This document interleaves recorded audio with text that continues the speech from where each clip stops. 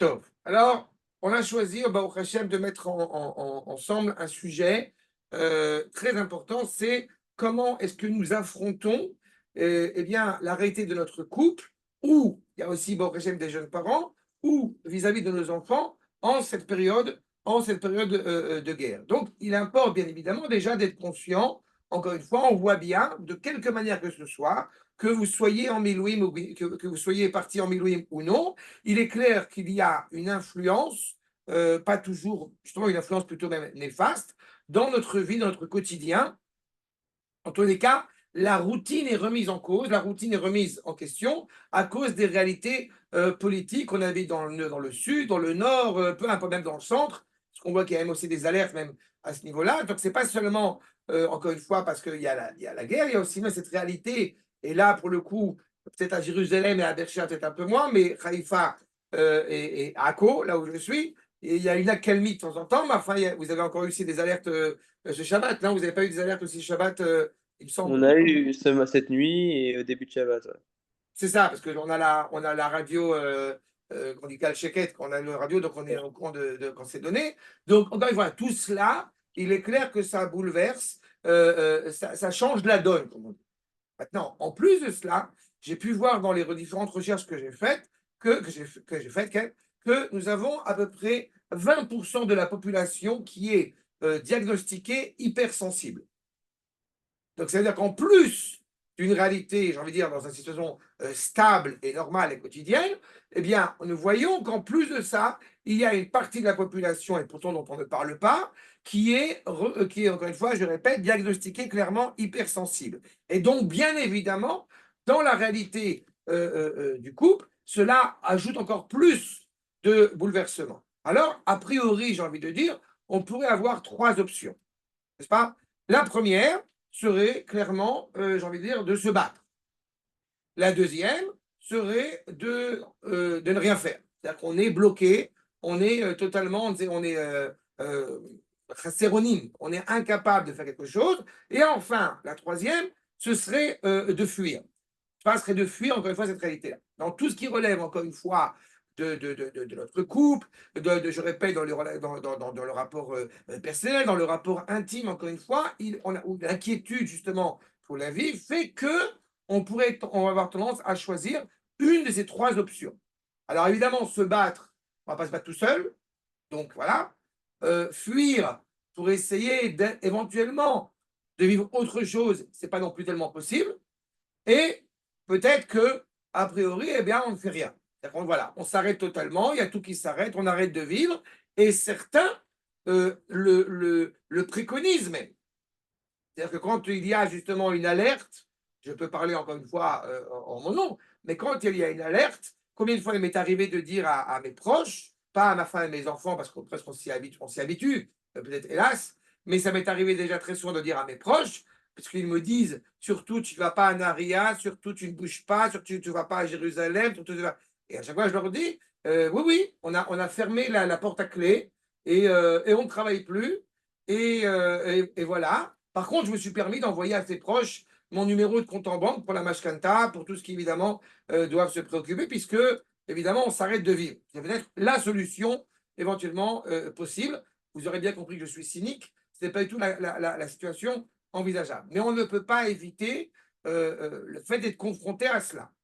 Et cela, justement, laisse clairement, et il faut être conscient de cette première, j'ai envie de dire, ce premier postulat, chacun, quelle que soit la personne, chacun, elle porte avec elle, j'ai envie de dire, sa valise, son bagage.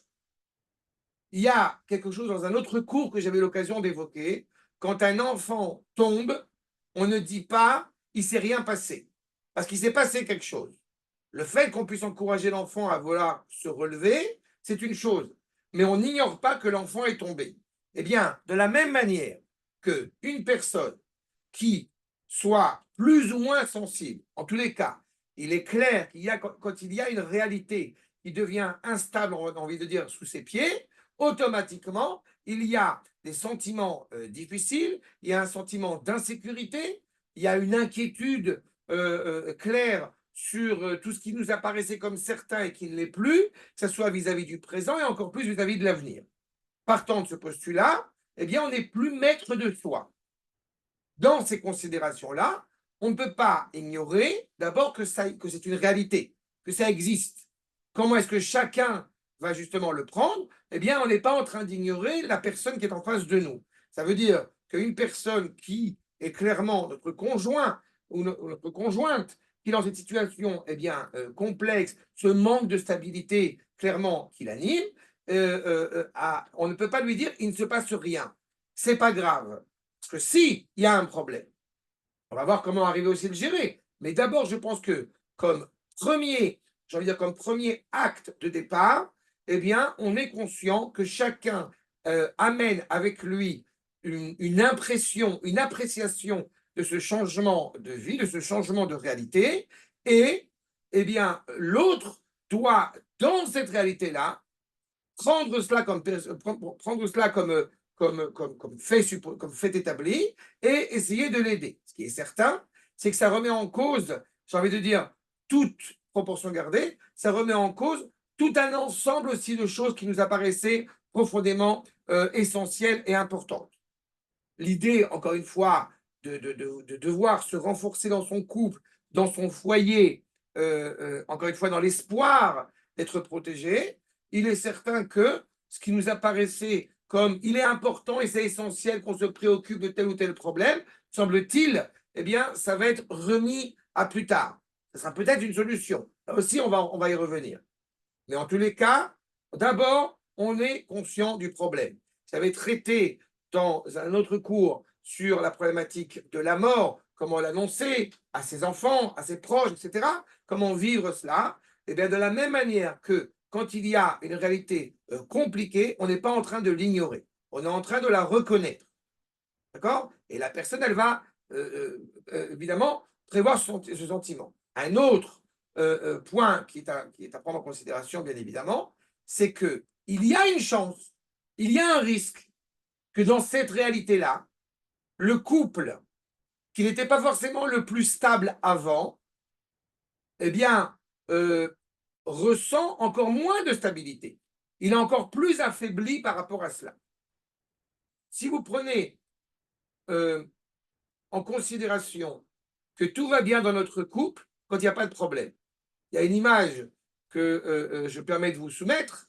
Le ministre de la Sécurité, quel que soit le pays en question, il est génial aux yeux de beaucoup de gens. Ah, c'est un super ministre de la Défense que nous avons. Et puis arrive la guerre. Et à ce moment-là, on se rend compte que le ministre de la Défense, il n'est pas si bon qu'on le pensait. Ben oui, c'est très facile d'être un super ministre de la Défense quand tout va bien.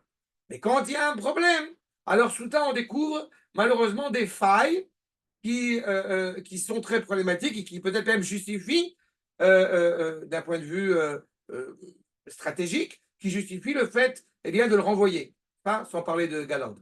Mais le fait est, c'est que cette réalité-là, elle est aussi à prendre en considération.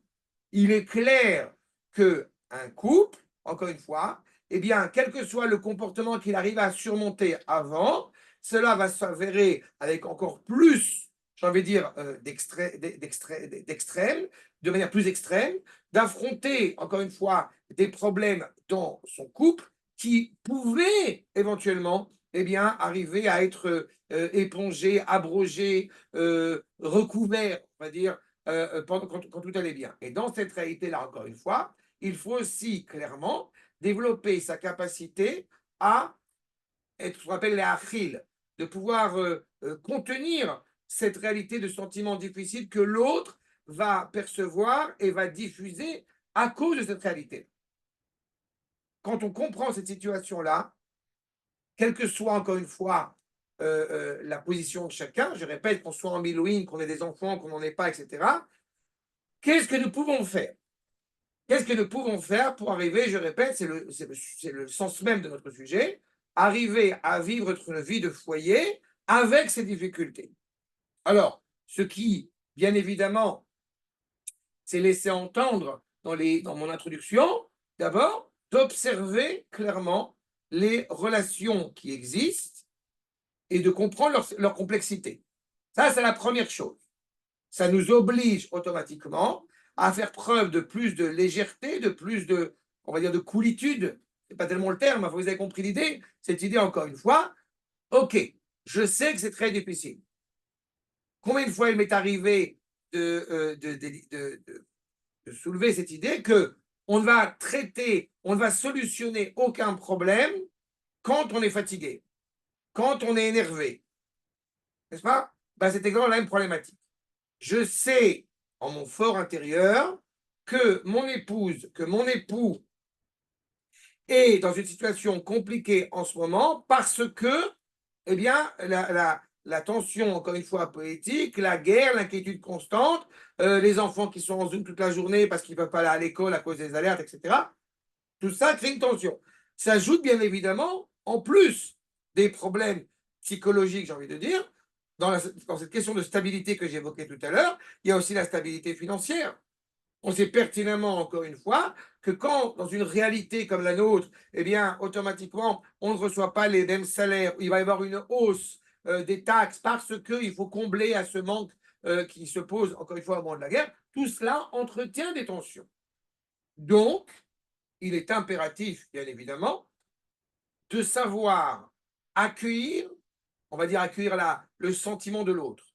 Justement, en ayant scruté, en ayant bien observé, en ayant bien écouté, par des conversations, des sichot ishiot, des conversations, encore une fois, au sein du couple, au quotidien, nous pouvons accepter ce changement, cette mutation. Ça veut dire aussi, je le dis dès à présent, que quand papa est en milouim, on n'est pas en train d'essayer de garder la routine quotidienne parce que l'enfant, eh bien, automatiquement est perturbé par cela.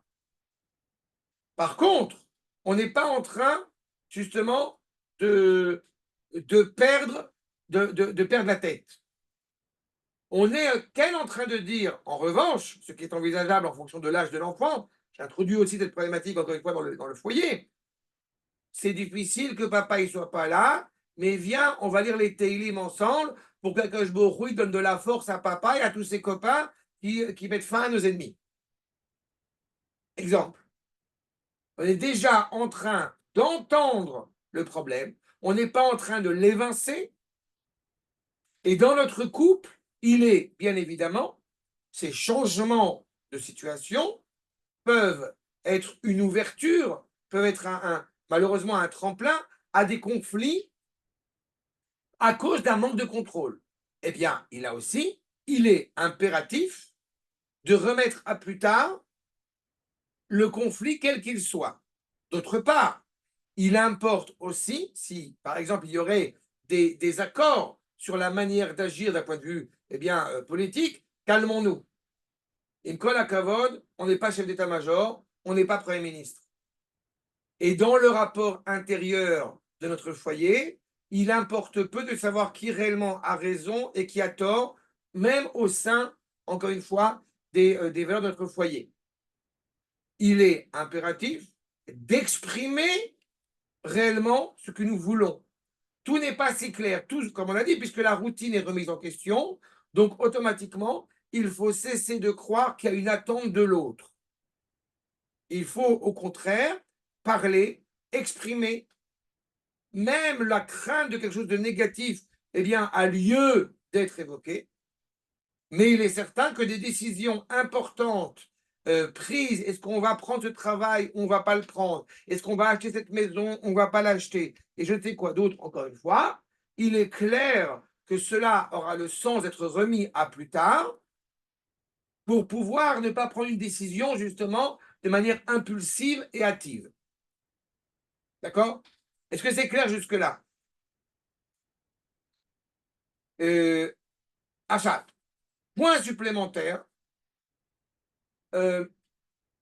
faire preuve de beaucoup de patience.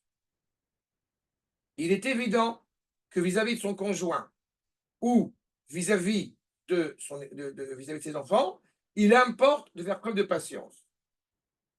Mais là encore, comme on l'a dit, il y a un bouleversement entre l'homme et son épouse. Comprenez que l'homme qui revient des Milouim, eh bien, il a à la fois une situation souvent d'extrême fatigue qu'il a su gérer parce qu'il était embarqué, l'adrénaline aussi aidant, il était embarqué dans un environnement collectif, dans un environnement collégial, où automatiquement il n'a pas de responsabilité du petit quotidien pour être axé exclusivement sur la mission. Et il revient à la maison, il retrouve un cadre que, j'ai envie de dire, il ne l'a pas oublié, mais en tous les cas, il l'a négligé. Il l'a négligé parce que ça fait un mois qu'il était à Gaza, à titre d'exemple. Et en face de lui, eh bien, il y a une épouse qui a réussi à assumer, pas moins que lui, un rôle essentiel de tenir la maison, avec tout ce que cela implique, dans l'attente du retour de son mari. Et donc, il y a clairement une attente de sa part, de la femme, que le mari, revenu à la maison, ça y est, il va pouvoir s'occuper des choses vraiment importantes. Et le mari a une attente en revenant à la maison que son épouse comprenne le parcours, le périple qu'il a traversé, et donc qu'elle lui foute la paix. Donc, automatiquement, ça peut justement créer des tensions qui ne sont pas forcément évidentes à gérer. Donc, je répète, on fait preuve de patience et de respect mutuel l'un envers l'autre. C'est le point supplémentaire, encore une fois, de comprendre la nuance, le changement, la différence de comportement, la différence de mentalité qui clairement va exister entre le conjoint et la conjointe. Il est clair que dans tout ce consensus, nous parlons clairement d'une période. Nous sommes convaincus que cela ne va pas rester éternellement. Simplement, éternellement ou un an, on a presque envie de dire, c'est presque la même chose. Mais ce n'est pas le moment de commencer à faire des comptes. Ce n'est pas le moment de commencer justement à essayer de regarder, encore une fois, sur justement la définition des tâches. Il est peut-être bon, dans ces périodes-là, de redéfinir les tâches quotidiennes qui nous apparaissaient comme évidentes jusqu'à il n'y a pas si longtemps. Ça va de prendre les enfants au GAN, ça va de qui va sortir les poubelles, ça va où est-ce qu'on va passer le Shabbat. On avait décidé que c'était un Shabbat par mois ou un Shabbat sur deux. Tout cela, bien évidemment, et par rapport aussi à l'ordre de la maison, tout ça clairement doit être redéfini de nouveau pour le bien de tous. Pour l'exemple que j'ai cité sur le mari qui revient des Milouim, il ne suffit pas de grand-chose, comme j'ai coutume de l'expliquer, quand un homme revient du travail et que son épouse est en train de s'occuper des enfants, de faire le bain du petit, eh bien, je soutiens cette thèse-là, que parfois, il suffit d'un tout petit truc de 2 secondes et on a réglé tous les problèmes. Quel est-il? Le mari arrive physiquement à la maison, psychologiquement, il n'est pas encore à la maison. Il suffit qu'il boive un café, 2 minutes, et après, il est au taquet. Ces 2 minutes-là, elles sont vitales. Et elles peuvent éviter, encore une fois, des difficultés absolument terribles qui vont nuire à la soirée du couple, voire plus. Évidemment, quand je vous dis l'homme qui revient du travail, il est évident que c'est à prendre de manière bilatérale, n'est-ce pas? La jeune femme, elle revient d'un examen, elle revient, elle fait des études, etc. La situation est similaire. Il est important, encore une fois, de bien adapter cette conversation, encore une fois, au sein du couple et aussi d'accepter l'idée qu'on n'est pas, pressé de trouver une solution au problème, ni même d'avoir réellement une solution au problème. Il est possible que l'homme qui doit effectivement s'engager, qui doit partir pour les Milouim, eh bien, il n'y a pas forcément de solution, c'est une réalité de facto. Qu'est-ce que ça va impliquer au niveau justement, eh bien, du rapport aussi dans le couple, quand l'homme n'est pas là où il devrait être, où on attendrait qu'il soit dans le couple, il importe bien évidemment un renforcement de ce lien qui le rattache à sa femme. dans cette période précaire, que ce soit au niveau de la parnassa aussi, au niveau de l'éducation des enfants, eh bien, il importe bien évidemment qu'il y a un renforcement, encore une fois, dans le lien qui va rattacher l'homme à son épouse. Je voudrais, avant de poursuivre, ajouter un point supplémentaire. Il est impératif, c'est pas, je ne sais pas, c'est pas impératif, c'est des oraïta, j'ai envie de vous dire. On ne regarde pas les infos toute la journée. D'accord? Ça, c'est la pire chose qui peut exister. Ni Arutz Sheva, ni I24, ni qui vous voulez. Il est important de savoir ce qui se passe. Il est important de voir les infos. Mais de voir les infos toute la journée, c'est la chose la plus anxiogène, la plus dramatique qui soit. Dans ce même, encore une fois, et encore une fois, je vous dis ça, je l'ai dit à mes parents, je le dis à plein de gens.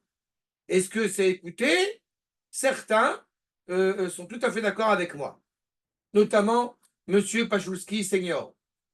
Mais d'autres sont malheureusement sont hésitants. Bah, l'implication, c'est qu'on passe son temps. Je reçois même des messages de gens qui me disent comment ça va à Akko, parce qu'apparemment ils ont vu dans les infos qu'il y avait une alerte, avant même que moi je sois au courant qu'il y a une alerte. C'est-à-dire, il n'y a rien de plus dramatique que cela. Mais il faut comprendre aussi, parce que dans cet engagement, j'ai pris l'exemple des Milouim parce que c'est un exemple qui est frappant. Dans cet engagement des Milouim, Dieu sait combien de couples sont dans cette difficulté de l'homme qui a aussi envie de partir en Milouim et la femme qui n'a qu'une seule envie, c'est qu'il ne parte pas en Milouim. Un, par affection pour son mari. Deux, par rapport à la maison qui va partir en vrille.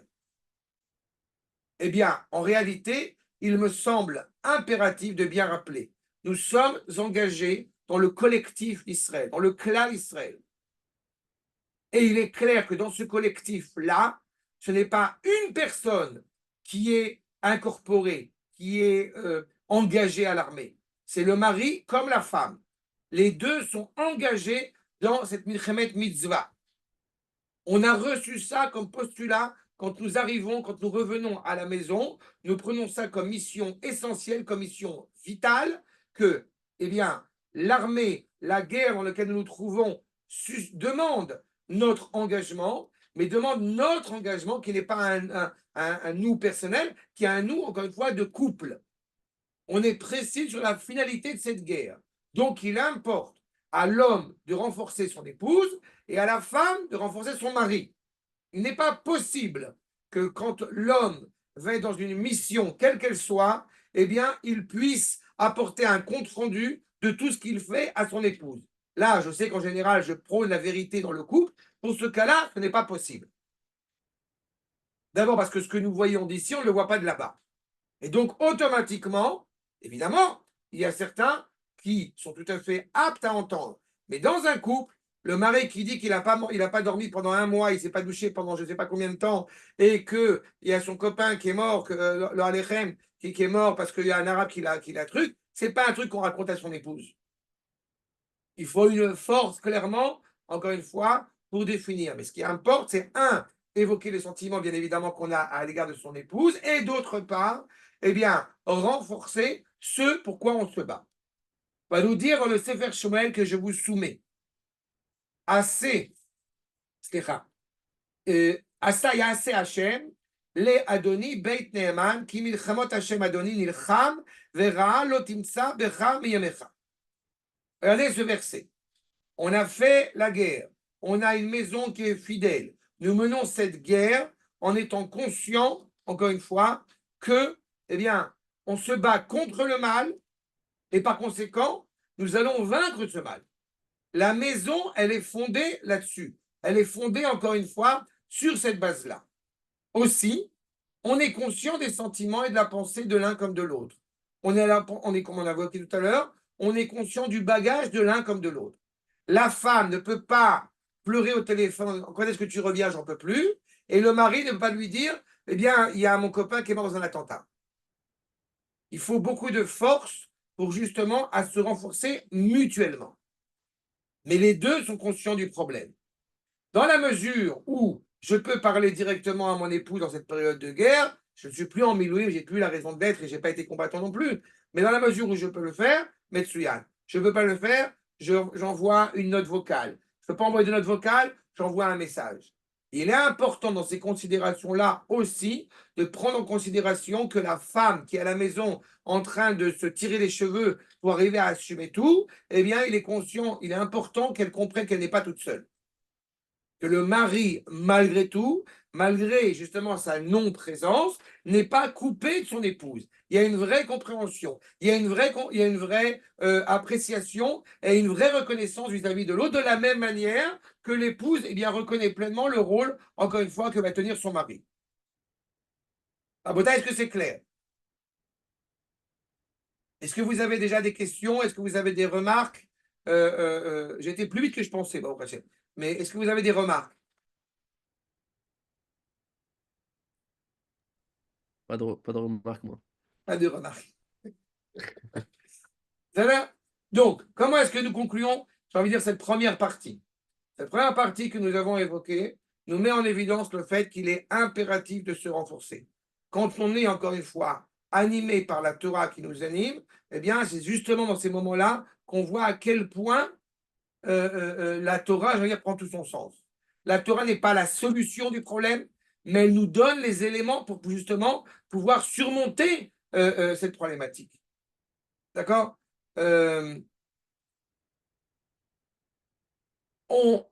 On est dans cette position, encore une fois, où, je répète, où le mari comme l'épouse ont un rôle essentiel comme étant, encore une fois, la pierre angulaire du foyer. À chaque fois que, on le voit, on voit les difficultés quand on lit la paracha, mais je repense toujours à une question qui m'a été posée il y a quelques années quand on avait parlé des contes de Grimm, c'est Pourriture et Marchema Vezichram, sur le fait que, eh bien, j'avais dit combien il n'était pas bien de raconter ces histoires aux enfants. Et qu'au contraire, il fallait là aussi prendre en considération, eh bien, encore une fois, les paroles bienveillantes que la Torah propose. Et quelqu'un m'avait interrogé là-dessus sur le fait que, mais qu'est-ce qu'on fait de ces Sefer Shemot quand on parle de l'esclavage en Égypte et tout ce que cela implique. Et sur ce point-là, j'avais indiqué que on n'est pas en train d'éviter la difficulté. Vous voyez, là encore, on n'est pas en train d'éviter la guerre. On n'est pas en train d'éviter le fait qu'il y a des soldats, malheureusement, et des gens qui sont encore en otage dans notre peuple. Mais en revanche, nous venons avec la certitude, comme je le dis avec tendresse, que Akadosh Baruch Hu va leur donner leur trécha de leur mère. Et c'est ça qu'on transmet. C'est ça le message essentiel.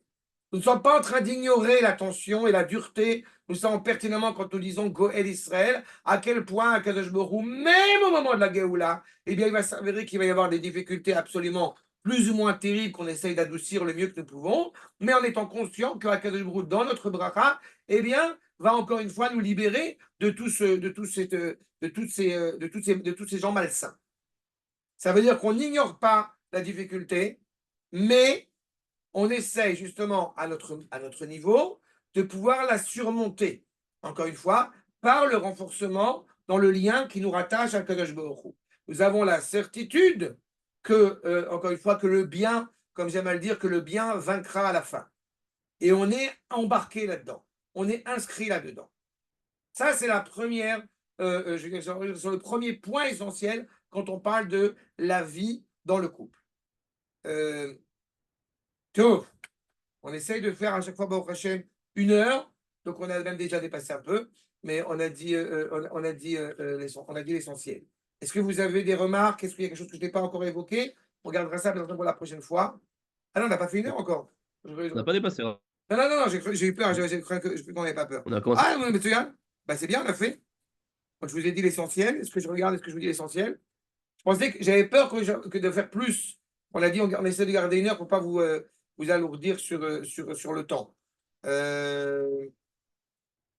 Des mots qu'on a dit, les informations, je vous ai livrées, le rapport à l'intimité. Bon, Khazak, je ferai plus la prochaine fois. Alors, je pensais que je serais trop long et que je n'aurais pas le temps de tout vous dire. Alors, Besséder, Khazak, on a dit l'essentiel pour aujourd'hui. La prochaine fois, Ah, Hashem. vous pouvez enchaîner sur le prochain, grave, il n'y a pas de problème. On est là.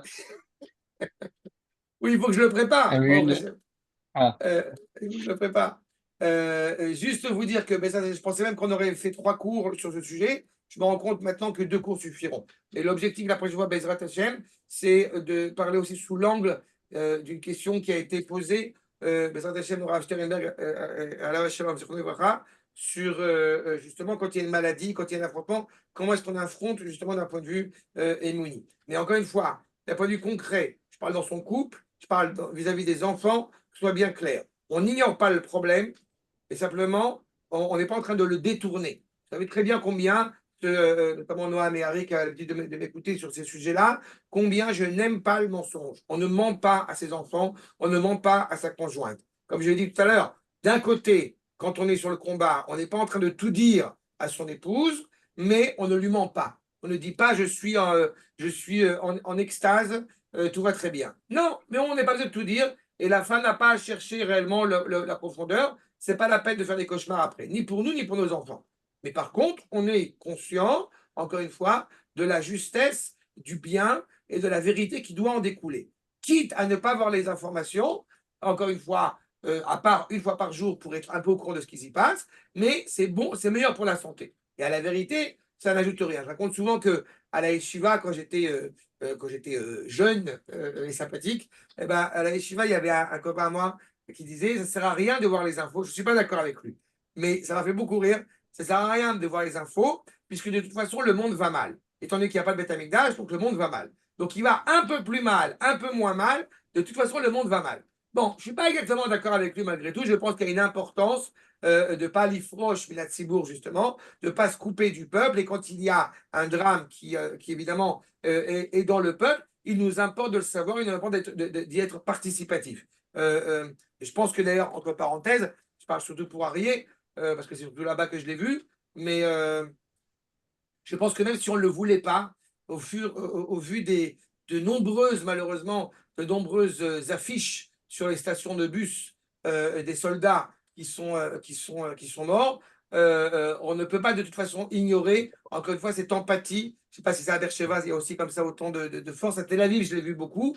À Haïfa, je ne l'ai pas vu avec autant de comme ça d'influence, mais à Jérusalem et à Tel Aviv, partout, dans tous les côtés, vous avez des affiches sur les soldats. Et donc, évidemment, on ne peut pas oublier cela. Donc, encore une fois, c'est pour ça que dans cette réalité compliquée, il faut se renforcer. Okay. D'accord? Raph, pour la petite histoire, vous savez, genre tous les soirs, bon, Hachem, j'ai le temps d'aller chercher ma fille au GAN. Et à l'arrêt de bus, il y a, vous savez, des petits dessins qui font genre des otages pour montrer qui ils sont. Il y a un dessin, genre, où on voit genre la mère du boss avec leurs 2 enfants qui pleurent.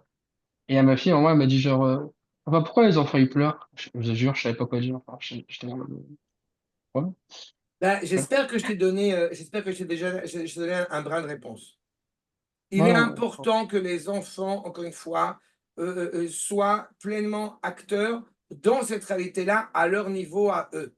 D'accord? J'ai toujours dit, vous aurez l'occasion, ceux qui veulent s'y replonger, quand on a parlé des jeunes, quand le dit TV, tout ça, quand on a parlé des jeunes et que j'ai dit que moi, pour ma part, j'étais contre cette idée de permettre aux enfants de manger des bambas et de s'éclater pendant cette journée.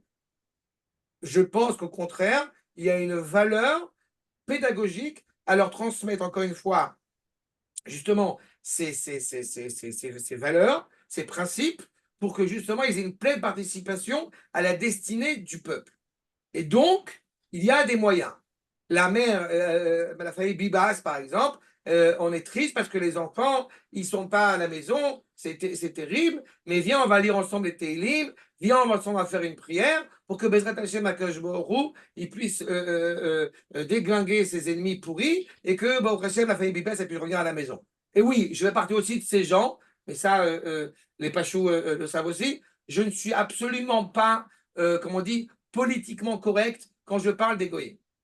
D'accord? Vis-à-vis des enfants, il est impératif que toujours il y aurait été clair. Un enfant ne comprend pas ce que c'est que le gris. Il ne comprend que, donc il ne comprend pas Michael Jackson, il comprend que ça c'est une blague, que le blanc et le noir. Et par conséquent, oui, il est impératif qu'un enfant soit clairement conscient où sont les ennemis, où sont les amis. On aime Am Israël et par conséquent, de manière inconditionnelle, et que par conséquent, nos ennemis, on est certain qu'Akadosh Baruch Hu, justement, va les briser. Mais je dis aussi, en parallèle, puisque j'évoque cela,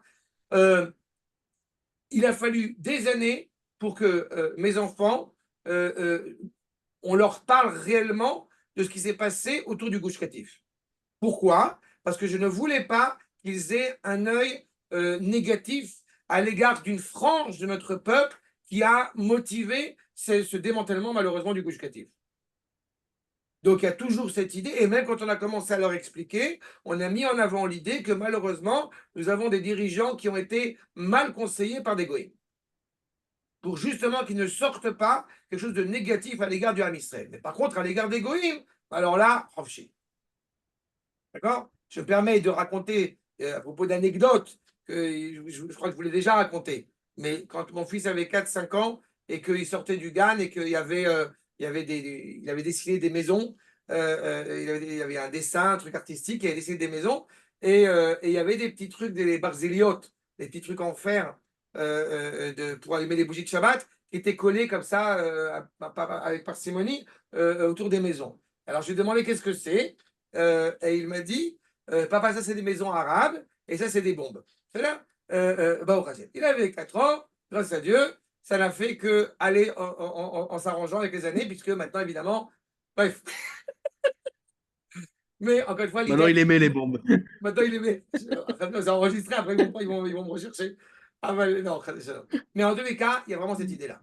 On sait pertinemment, encore une fois, où se trouve le bien et le mal, et malgré les épreuves, eh bien, nous avançons là-dessus. D'accord? Il ne faut jamais oublier Rabotai, c'est quelque chose qui me sidère à chaque fois, c'est de penser que pendant 2000 ans, on a souffert de choses absolument terribles et qu'on a réussi malgré tout à rester optimiste quant à l'avenir et que parfois, il y a certaines tendances absolument maladroites à vouloir absolument saper le moral d'un Israël. On ne peut pas laisser permettre cela. On ne peut pas, ni pour nos soldats, ni pour nos peuples, ni pour le peuple. La souffrance, elle existe.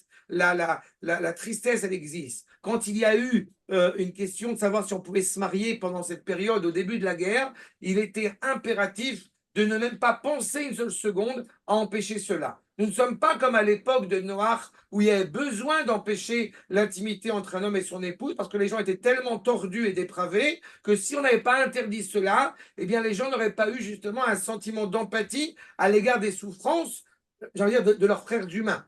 Mais là, ce n'est pas le cas. Depuis 1 an, le Ham Israël, il a besoin d'optimisme. Il a besoin d'être conscient, encore une fois, que malgré les ennemis en interne et surtout en externe, qui sont nombreux, Dieu sait combien ils sont nombreux, eh bien, de savoir que nous sommes, encore une fois, sur la voie du bien. On est dans le Sefer Bereshit, on a passé Avram à Ivri, nous rentrons dans Yitzhak, Nasi Elohim atabetochenu, tu es élevé en plein milieu de nous. On se rappelle de l'hébraïsme d'Avraham qui est prêt à aller d'un côté du monde alors que l'ONU va de l'autre côté. On s'en fout. On est conscient, encore une fois, de cela. Et quand ils vont dire, pour la petite anecdote, qui est quand même toujours sympathique à rappeler, quand ils vont dire à Yitzhak qu'il faut absolument que tu t'en ailles parce que tu es trop élevé pour nous, eh bien, que fait Yitzhak, qui a l'interdiction de sortir de Eretz Israël? Eh bien, il va vers le sud. Il va à Gaza. C'est là où il est né en plus. Donc, il va à Gaza. Donc, si Yitzhak Avinu n'est pas sorti d'Eretz Israël, mais qu'il lui est demandé expressément et qu'il va expressément à Gaza, ça veut dire CQFD. Donc, nous ne sommes pas dans une guerre de défense, nous sommes dans une guerre qui vient reprendre, encore une fois, ce qui malheureusement nous a été spolié et nous avons été expatriés depuis Beyrouth jusqu'à Gaza, et Bezrat Hashem plus si affinité, enfin il y aura plus de toute façon, de revenir en Eretz Israël. C'est le message qui doit être véhiculé. Le mari, les enfants, ils sont là-bas parce que Bezrat Hashem, eh bien, il faut qu'on récupère Eretz Israël pour que la présence d'Akadosh Baruch Hu soit pleine en Eretz Israël.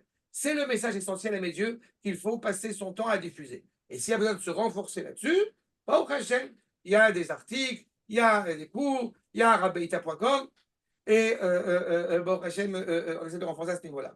C'est bon, c'est clair? Oui. Sur ce, Shavua Tov et à dans 15 jours. Baruch Hashem. Faudra avoir. Brouchim Tiyou. Attends.